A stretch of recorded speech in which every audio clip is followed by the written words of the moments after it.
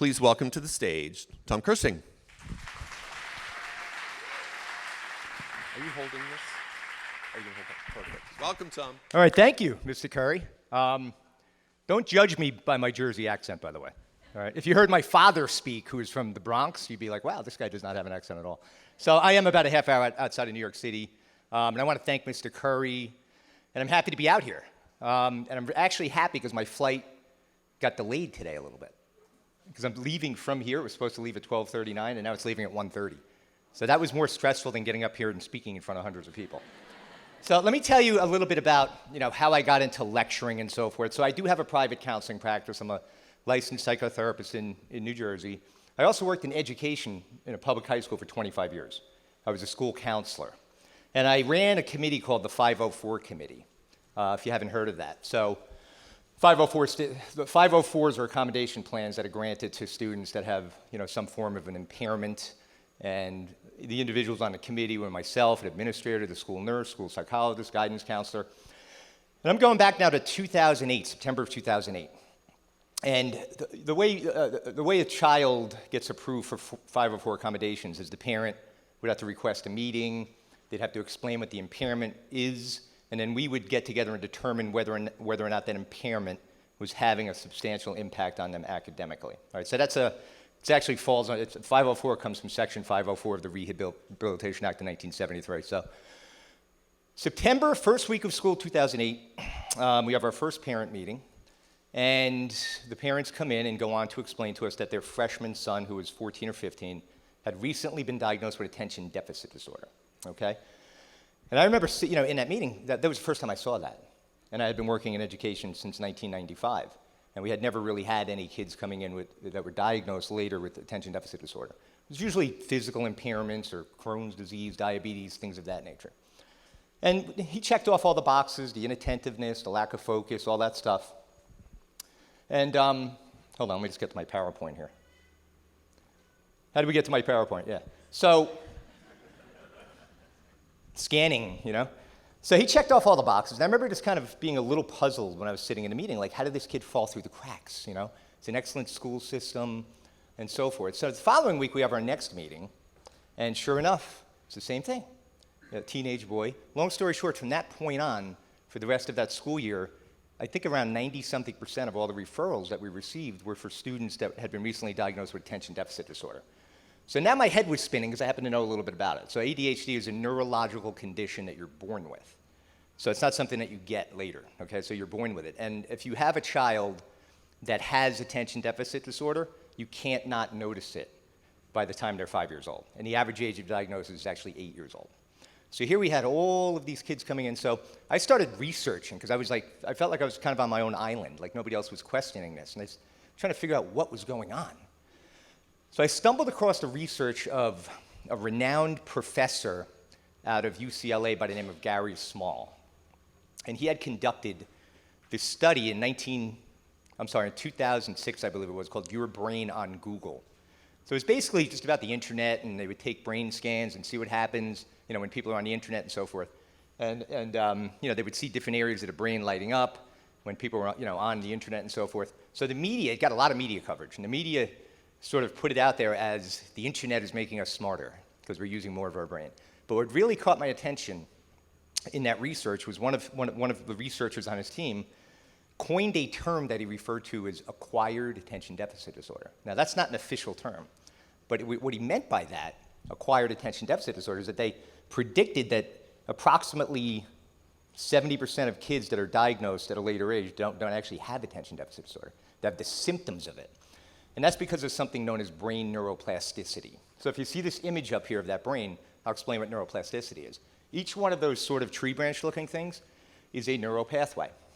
And each one of those neural pathways, we have tons of them in our brain, play a critical role in specific things about being a human being. So for example, somebody that is a really good communicator, has a strong that neural pathway is very strong, and so forth. So what neuroplasticity is this, right? So it actually means that the brain is malleable. So I'll give you an example. So this microphone is made out of really firm plastic. Do you think I can manipulate this into the size of a golf ball or a lacrosse ball right now? I actually can. If I went out to the maintenance shed and got a blowtorch, I could melt this and now manipulate it. So the brain is very similar, hence the term plasticity. And here's how that works. So any human being that is involved in any activity that is considered highly stimulating for 3 or more hours per day on a consistent basis, the brain will grow new neural pathways to adapt and assimilate to that environment. All right, so think about that for a minute. So it's not necessarily a bad thing. You know, it's actually part of development. But in this context, it's not really that good of a thing. I mean, you look at statistics, so highly stimulating, phones, devices, all that stuff, I'm going to talk about that. There's nothing really any more highly stimulating to the brain than that stuff. And our kids, on average, are not spending 3 hours a day. They're spending somewhere between 8 and 10 hours a day, right, in the most highly stimulating world. So their brains are actually changing. So when you see all of, so anytime I have a parent that comes to my office, and they say my child, we took him to the pediatrician or whatever, and he was diagnosed with attention deficit disorder when he was 13 or 14, I'll tell them, I'll say, look, maybe he does have ADHD, but if somehow you could do a digital fast for a while, for like 30 days, I know that's that's a stretch, but I would like to see that because I would hypothesize that those symptoms may go away for those kids, the inattentiveness, lack of focus, and disorganization. So that brain is a very powerful thing. And this neuroplasticity stuff, might sound a little frightening, but there is one thing that's a little more frightening. It's called neural pruning. And what neural pruning is that if there is a pathway that is either underutilized or not being utilized at all, it becomes weakened and sometimes pruned away. So, as a therapist and as a parent and having worked with so many kids over the years, it's definitely pretty clear, not all kids, but there's definitely more kids now that have a hard time communicating, at a face-to-face level and getting their point across and using nuances and so forth. Not all of them, but more so than ever. And part of that is because, today's generation of kids don't spend anywhere near the amount of face-to-face time as previous generations did, right? And that's a learned skill. Talking, communicating, it's part of social emotional development. And it's critically important. And I'm going to talk about, how important that is and what we can do for our kids a little bit later. But I got to kind of talk about this sort of scary stuff. And I'm not trying to scare everybody. I want everybody to leave here feeling empowered.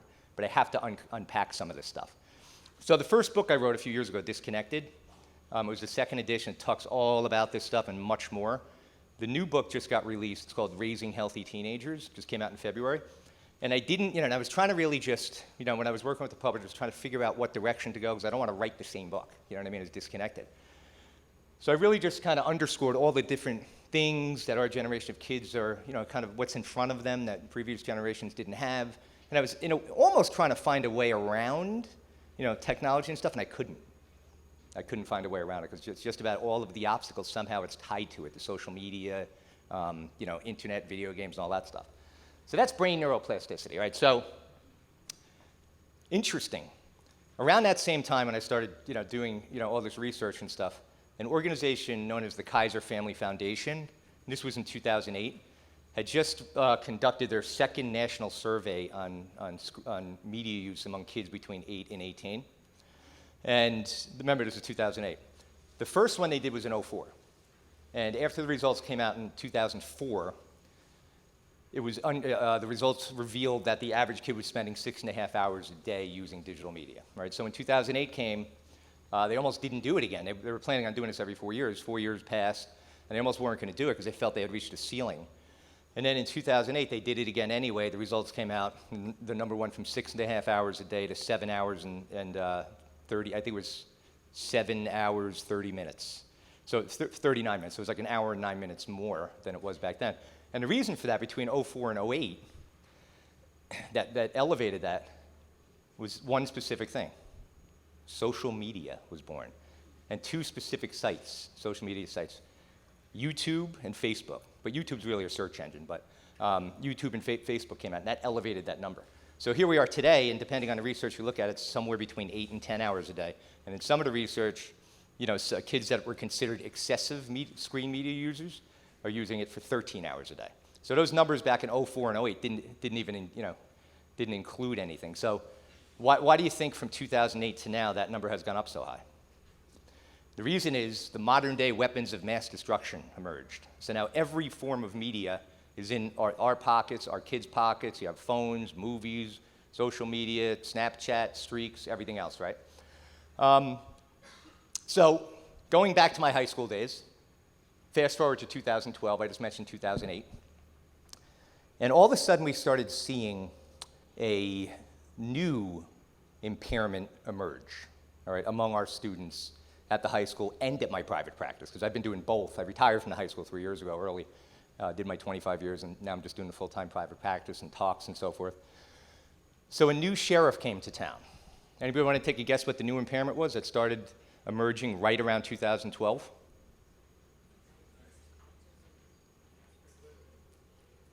Maybe, but that's not what I was getting at. Anxiety disorders. Anxiety disorders.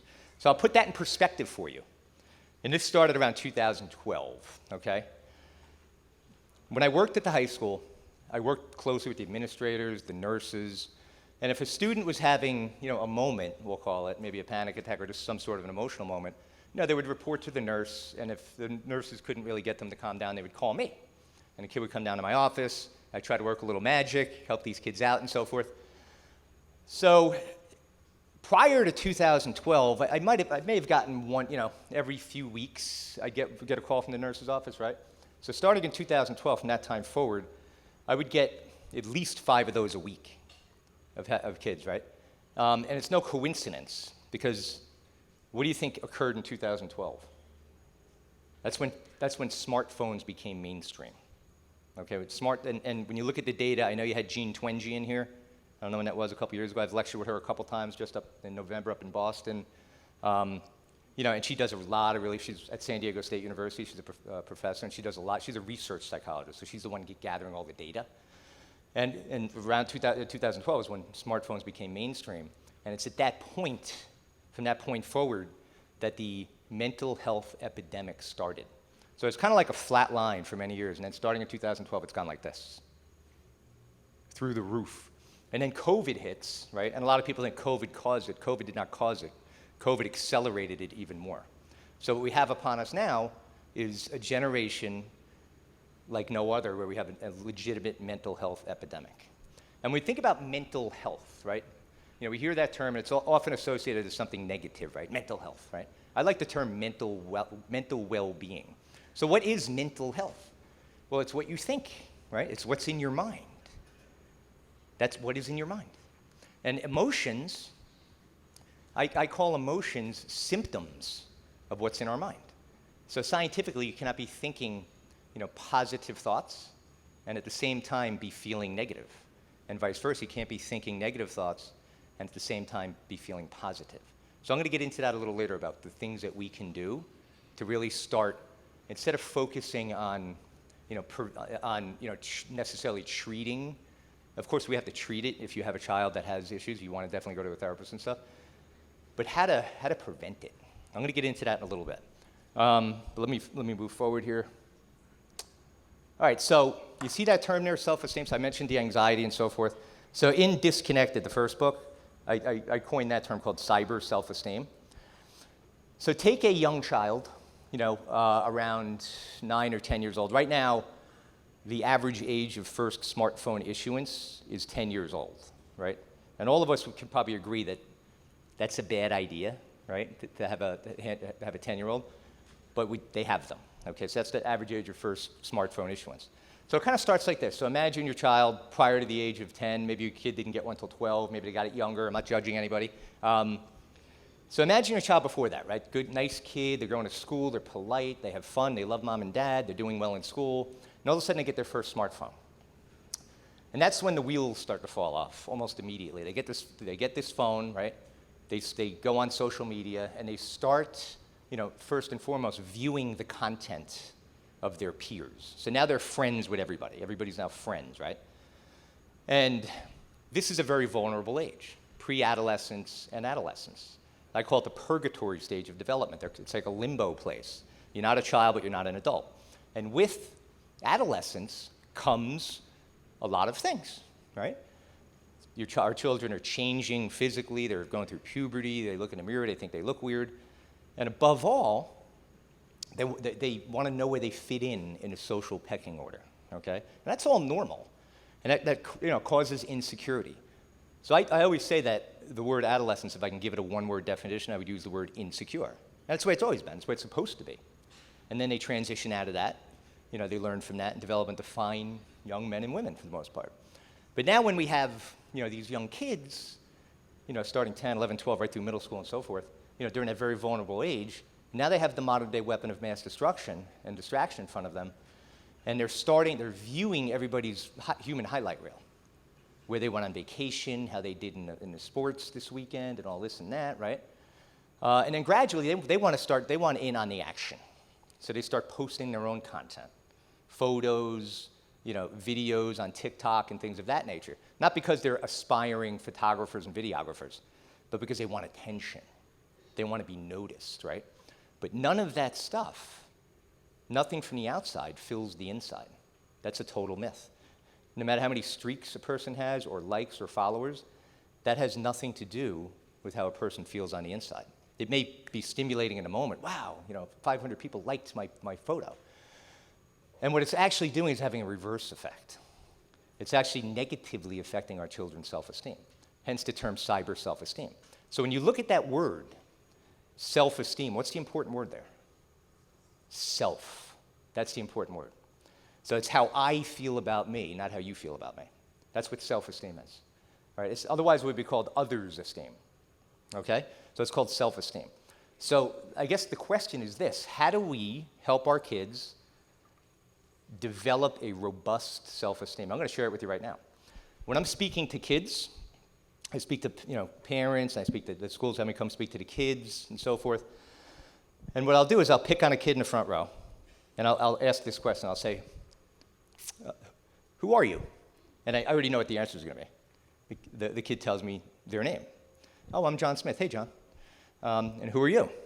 I'm Kathy Stencilson. Hey, Kathy. And so on. So I ask about 3 or 4 kids. And then I ask, one of those kids that doesn't look too scared, and I'll say, all right, I want you to ask me who I am. And they'll say, who are you? And I say, I am not Tom Kersting. That's just the name my parents gave me. Let me tell you who I am.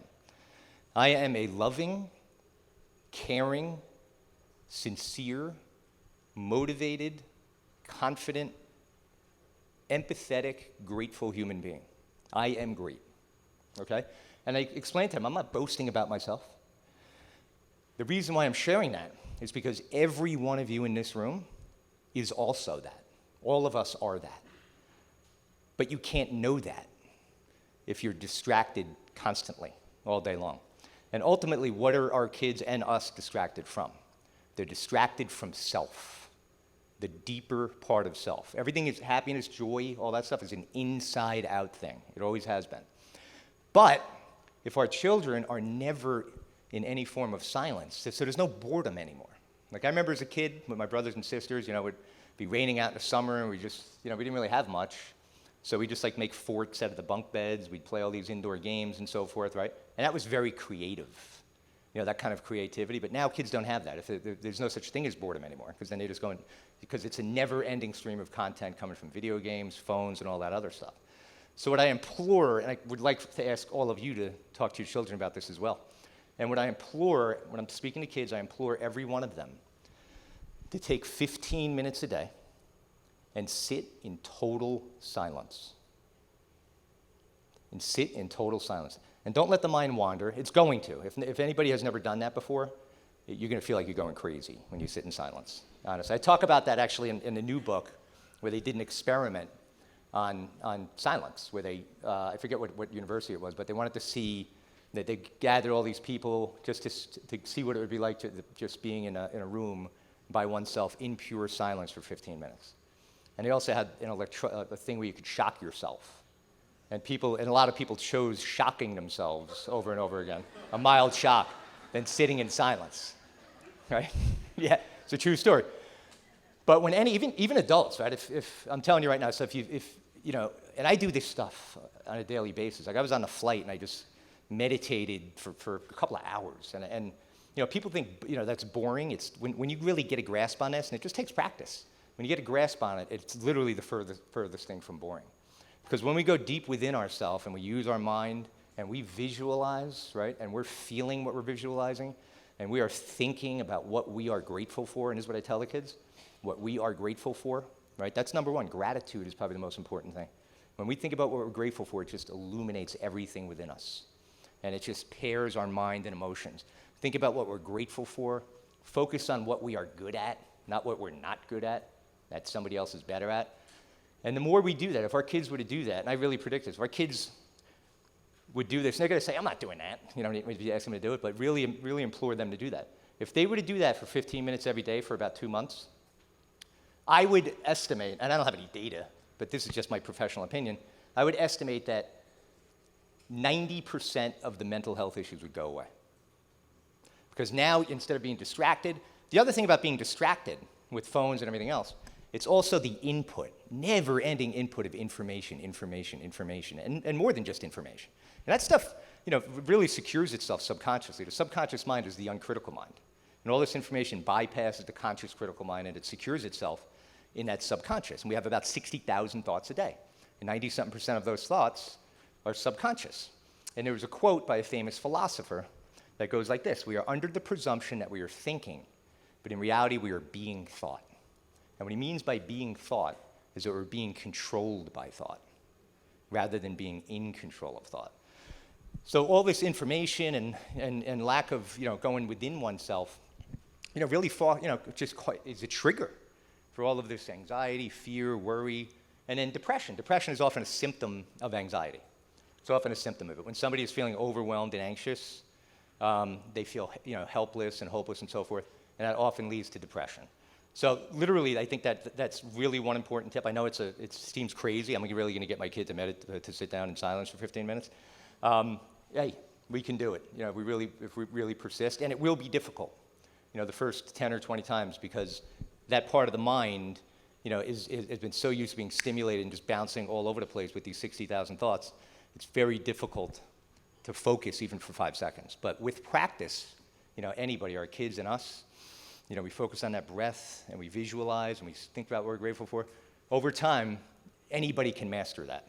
And then what begins to happen is now your subconscious mind is working to your advantage, even when you're not doing that, you know, just when you're going about your day. You know, another thing too, in addition to, you know, just that part that, you know, I guess we'll call it meditation. I like to call it visualization. Is just, you know, when we're going about our day, just freeing ourselves a little bit. Like when we get in a car, just enjoy the moment. Look at the beautiful mountains, right? I'm going to talk a little bit about that too. But let me keep moving because there's so much stuff I could talk about. All right, so we know what FOMO is, right? You've heard of that term, fear of missing out. So back when I was working at the high school, this is another very important thing that we have to get a handle on. So I retired 3.5 years ago from the high school. So my final year there, I conducted a survey on my own, right, with 100 students. And I did this over the course of like the school year. You know, kids would come down to my office all the time, sometimes just to chat. They just want to hang out, you know, talk, shoot the breeze and so forth. Sometimes they'd have problems. And all these kids knew me and they trusted me and so forth. So I asked them, I said, listen, to each one of them, I said, I have a question for you. It's not going to leave this room. I'm not going to tell your parents. I'm just doing my own, you know, data gathering. And just please answer this question honestly. And the question I asked them, these were high school kids, is what time do you go to sleep at night on school nights? And 90-something of those kids, I'm not exaggerating, told me that they go to sleep between 1 and 5 a.m. every school night and that their parents have no idea. And the reason for that we know is because the phones are with them in the bedroom at night, right? And we want to say we trust you, right? And my dad, a very, very Catholic man, right? When we were kids, when we would say, you know, Dad, you don't trust me? He would say to us, God didn't give you to me for me to trust you. He gave you to me for you to trust me, right? So if there's, you know, one, maybe the most important takeaway, if you have kids that already have smartphones and so forth, is, and even if I know if you got a kid that's a, you know, junior and senior in high school, it's like really going to be like pulling teeth. But if we can get those phones out of those bedrooms at night, that is probably the most important thing that we can do for our kids' mental well-being. So as a result of that, we now have a sleep deprivation epidemic in our society among kids. It's an actual epidemic because kids aren't getting enough sleep. They're getting, you know, a lot of them are getting 5 or 6 hours of sleep, and they need somewhere between 8 and 10 hours of sleep. So if you take away all the stuff I talked about, the neuroplasticity and all that other stuff, just forget I never talked about that. Just that sleep part, that alone, is going to cause anxiety and depression because an exhausted human being can't function. They can't be in a good mood, they can't keep up, they can't concentrate, they can't focus, they fall behind, and it just creates this domino effect. So that's what I'm going to ask every one of you to do. You know, if your kid has a phone, just sit down and say, listen, from this point on, you know, the phone has to be downstairs, plugged in, or wherever it might be, at such and such time, 9 o'clock at night, whatever it is, because this is what's going on. All right, so moving forward. I'm trying to think if I should get into this. How much time do we have? I'm going till what time? 9:15?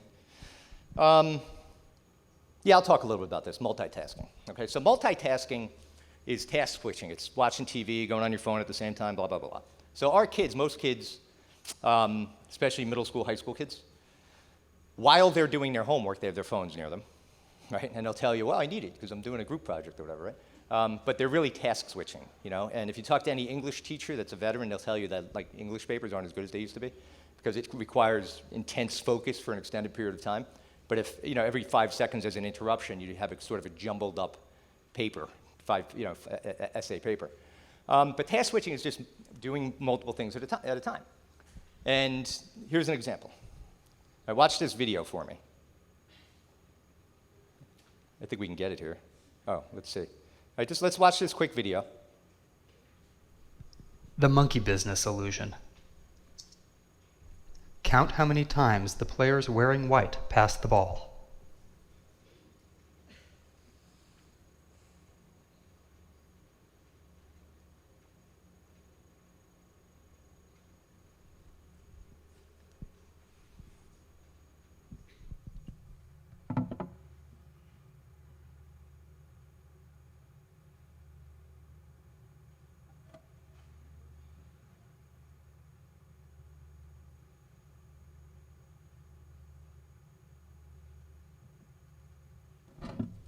Anybody want to take a guess? Shout it out.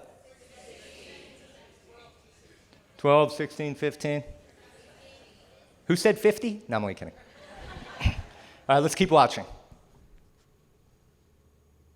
The correct answer is 16 passes. Did you spot the gorilla? All right, raise your hand if you spotted the gorilla. Raise your hand if you didn't. All right, so this is an honest group. I like that. Okay. Sometimes no hands go up, and I'm like, yeah, right. For people who haven't seen or heard about a video like this before, about half missed the gorilla. If you knew about the gorilla, you probably saw it. But did you notice the curtain changing color or the player on the black team leaving the game? Don't raise your hand, please. Let's rewind and watch it again.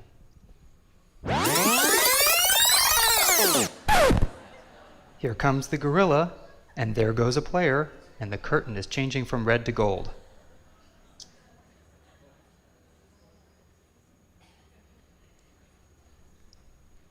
All right, so I share that video because what were the instructions? Count how many times the players in white pass the ball, right? So I'll get back to that in a minute. Now, there was another professor, a guy by the name of Clifford Nass. Unfortunately, he passed away like 10 years ago from a heart attack. But he did some really cool experiments with his students at Stanford University on multitasking. So his first experiment he did was he gathered two groups of students. Group number one were those that considered themselves high multitaskers. They were great at it. They could juggle them, a bunch of different things at a time. And then group number two were students that really didn't do much of that. They just did one thing at a time. They just wanted to see if, what was going on, what happened.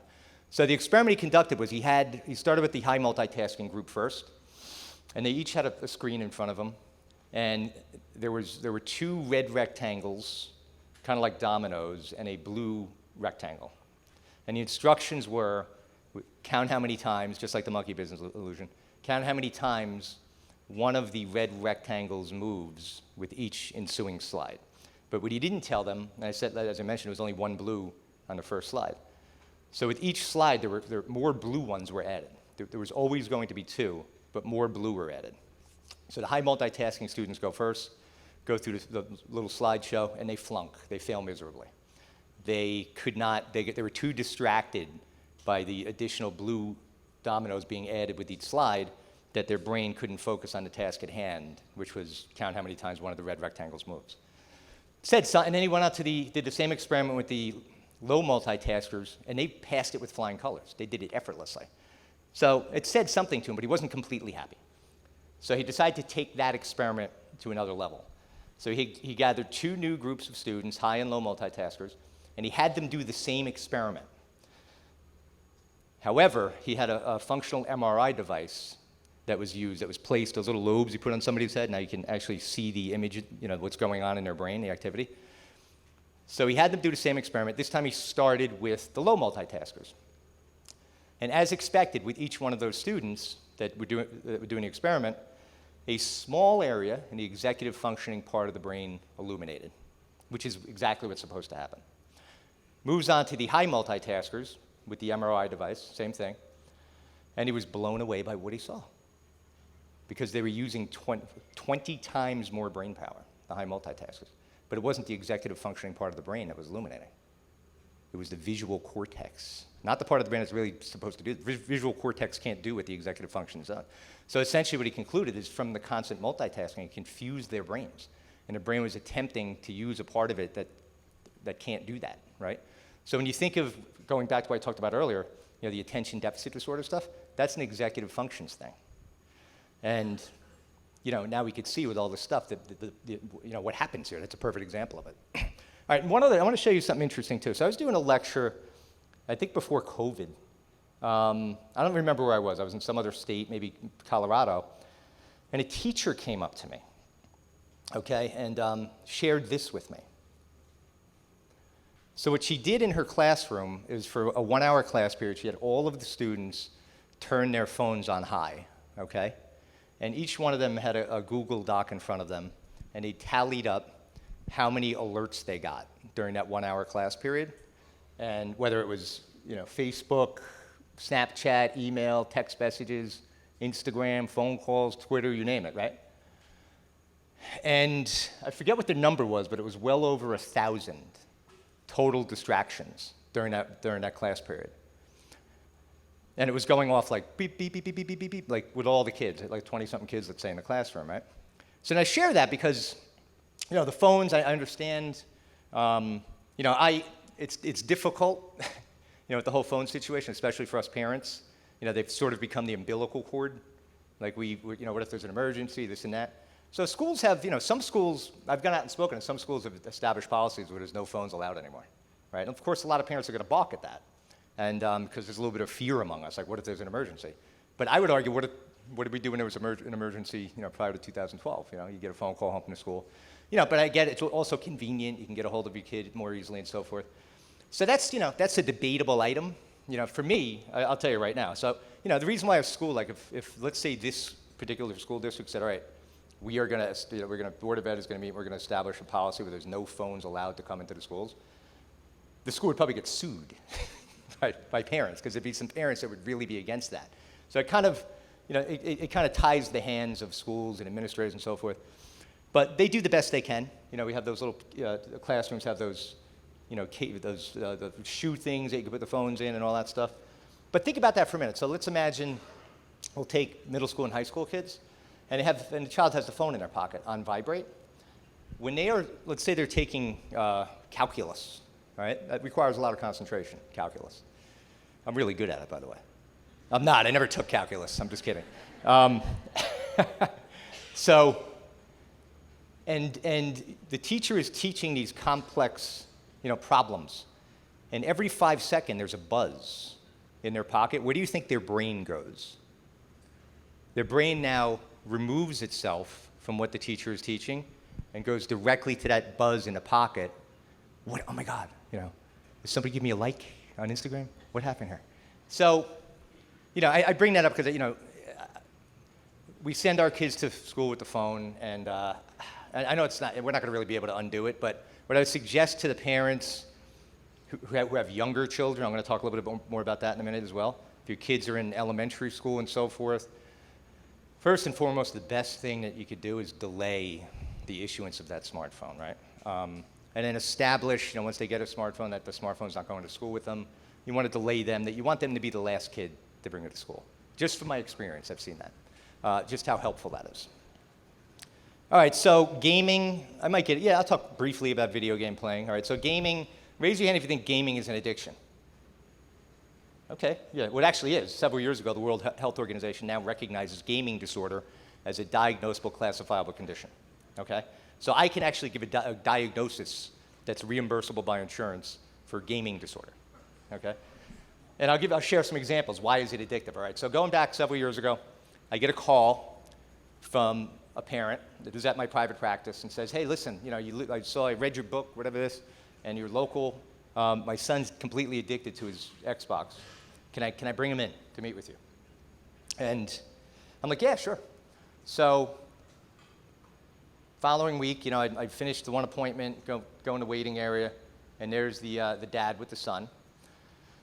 Prior to that, the dad explained to me on the phone that his son hasn't been to school in a year, and that family services was constantly calling him and all that other stuff. Hadn't been to school because he was so addicted, and that he played 15 hours of video games a day. Okay, and so they come to my office, and what I had in front of me, nice kid, very, very pale. Yeah, more pale than my Irishness. I'll put it to you that way. But very, very pale, because he's literally doesn't go outside ever. Right? And the dad explained to me that his cholesterol, and he was very overweight, and his cholesterol level was 270 as a 15-year-old. So I get the kid in, I meet with him and the dad, right? And I came to the realization, I think I'm pretty good at what I do, and I'm sincere about it, and I really believe I can help anybody. But I knew, meeting this kid once a week, twice a week, wasn't going to change the problem. So I had to break the bad news to the dad on the side. I had to tell him, look, there's only one solution here. You have to get rid of the Xbox.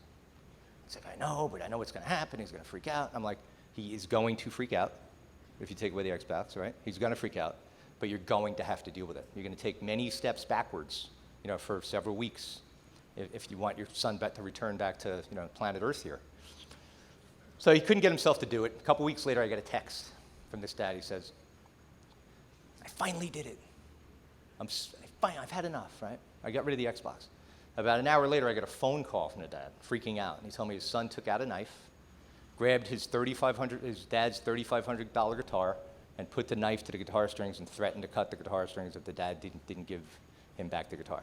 And if that's not addiction, I don't know what addiction is, right? And that's, of course, an extreme example. That's not the norm. But some of the more normal things that I'm seeing, parents will call me up, and they have some kids 11, 12 years old that their kids, have holes in their bedroom wall, all these other things from taking away whether it's the phone or the video game system. And I get this little kid, this little twerp in my office who's like the nicest kid in the world, right? And I'm like, this guy's punching holes in the wall? What's going on here? And and nice in the classroom. So let me explain that. So what I have seen the last couple of years in particular is an incredible uptick in oppositional defiant behavior. So it's also known as ODD, oppositional defiant disorder. And that's a child that is completely oppositional and defiant towards authority figures, particularly parents. So in my new book, I did research on that, trying to figure out what is the cause of this? Why are we seeing all this oppositional defiant behavior? And here's what I came up with. All right, if you see the scales here, all right, so there is an area in our brain that's considered the pleasure-seeking part of the brain that produces dopamine. And dopamine is the feel-good chemical. And it's associated with every form of addiction, whether it's drugs, gambling, you name it, right? You're getting an overload of dopamine. So all of these games, apps, and everything now are designed to target that pleasure-seeking part of the brain. So our kids are getting a never-ending IV drip of dopamine, and they're chasing dopamine. All right, so the brain, through evolution, has a way, you don't want to have too much or too little. It's called homeostasis. You want to have the right balance, where you hit a home run, great, you get a surge of dopamine. But if you have too much and the scale gets tipped, that's no good. Because guess what happens when the stimuli is removed? Whatever that stimuli may be, drugs, video games, there's a complete withdrawal and crash. And the withdrawal and crash manifests itself verbally, behaviorally, and physically.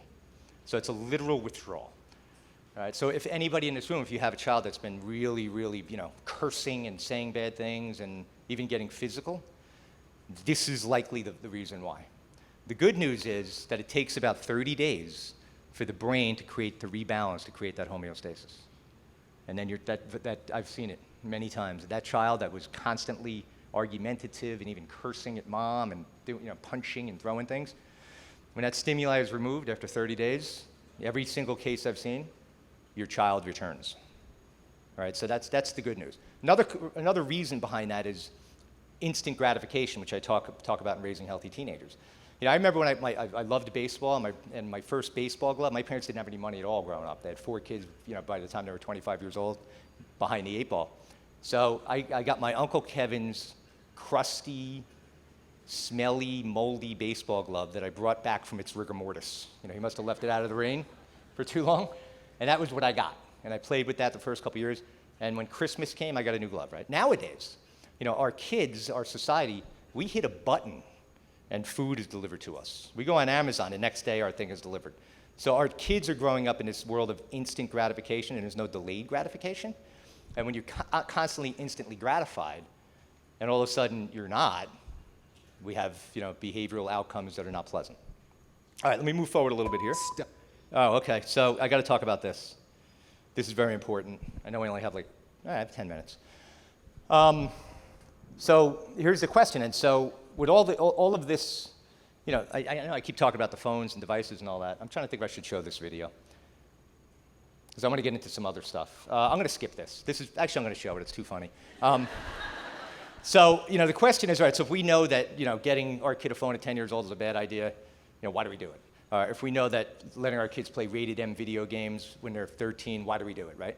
So it's social conformity. It's like, if your son comes up to you, let's say, use that as an example, and I remember, when you first have your child, you're telling yourself when they're born, all right, my kid's going to Harvard or Stanford, he's never drinking soda, there's no way he's eating fast food, kid's going to be a professional athlete, right? All these things that we have in mind for our kids, right?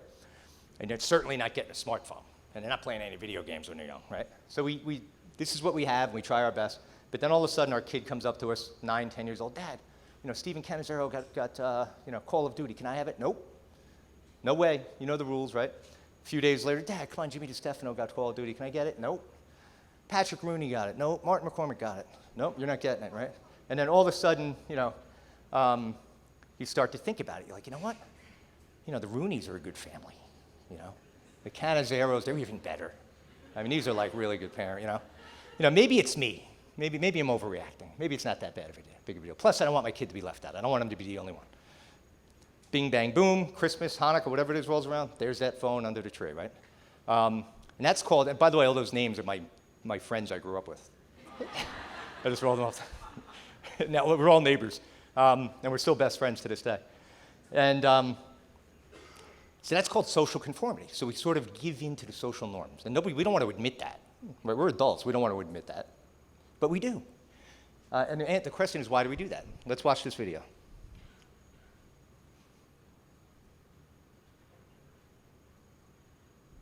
Stop.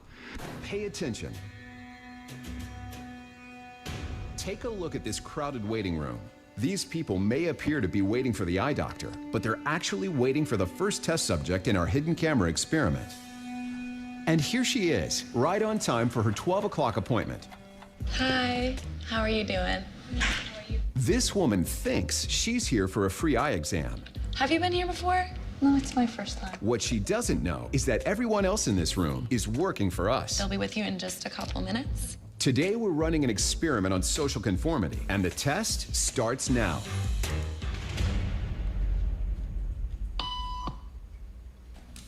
Did you hear that? These people sure did.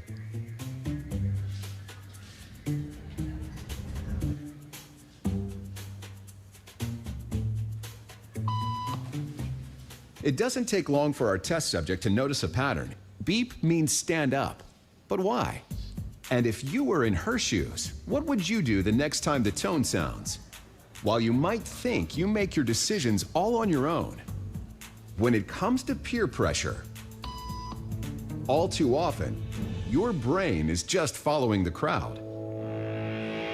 It's all around you, every day, an invisible force you're probably not even aware of. It affects what you do, how you think, and who you are. It's called social conformity, or peer pressure. And while it might not sound like a good thing, it's actually not so bad. The truth is, your brain craves synchronicity and takes comfort in the ease and efficiency of just going with the flow.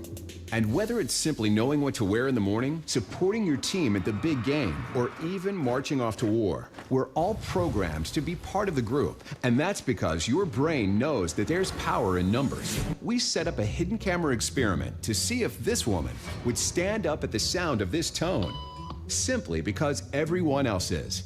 You might be thinking you'd never go along with this. Or would you?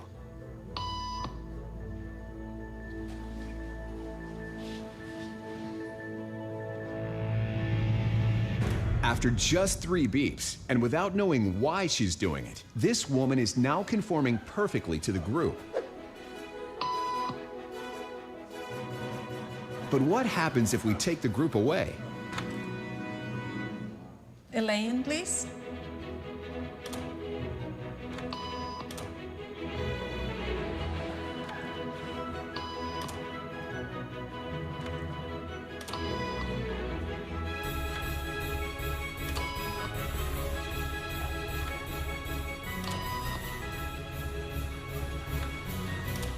Okay, now she's alone. The crowd is gone and nobody is watching her, except our hidden cameras. What do you think she'll do?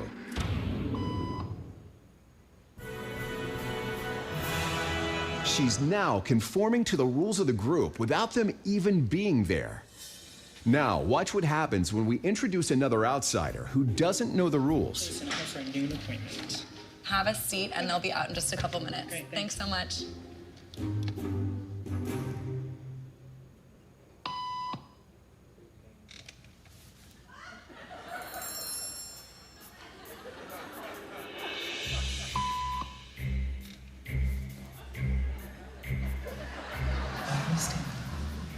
Everybody was doing it, so I thought I was supposed to. Think she'll teach the new guy what to do?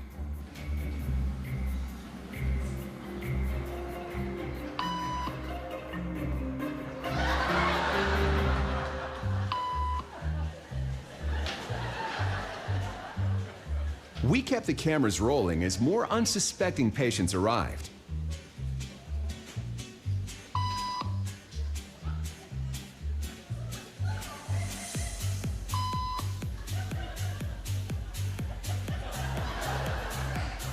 And slowly but surely, what began as a random rule for this woman has now become the social norm for everyone in this waiting room. Here to explain what's going on in their brains is Jonah Berger of the University of Pennsylvania. This sort of internalized form of herd behavior is part of what we call social learning. Starting at a very early age, when we see members of our group perform a task, our brains literally reward us for following in their footsteps. When I saw everybody stand up, I felt like I needed to join them. Otherwise, I'm like excluded. Once I decided to go with it, then I felt much more comfortable. Conformity is how we become socialized, but it can also cause us to develop bad habits or repeat past wrongs. And it's why even this rebel, who wasn't standing for any of this nonsense, eventually joined the ranks. Stop. It is hysterical. I just wanted to point that out. So parents of younger children, in my previous book, Disconnected, I created something. Somebody mentioned this to me. I kind of stole it from them. What you could do with the school, not even with the school district. You know when you get that packet from the school and like before the school year with all the paperwork and all that? So imagine in that packet, you see something, you have a kindergartner, first grader, second grader, before kids really have phones. And you have, in that packet, it says, I agree, I call it the phone-free school contract.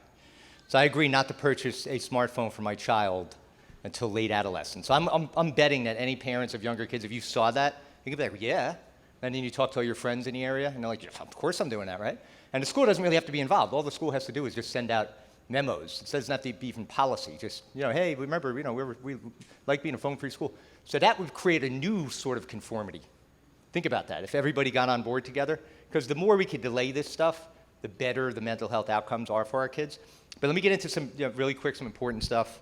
And I don't have that much time. All right, family stuff. The average parent nowadays spends just 3.5 minutes per week in meaningful conversation with their children. And the reason is because we're distracted all the time.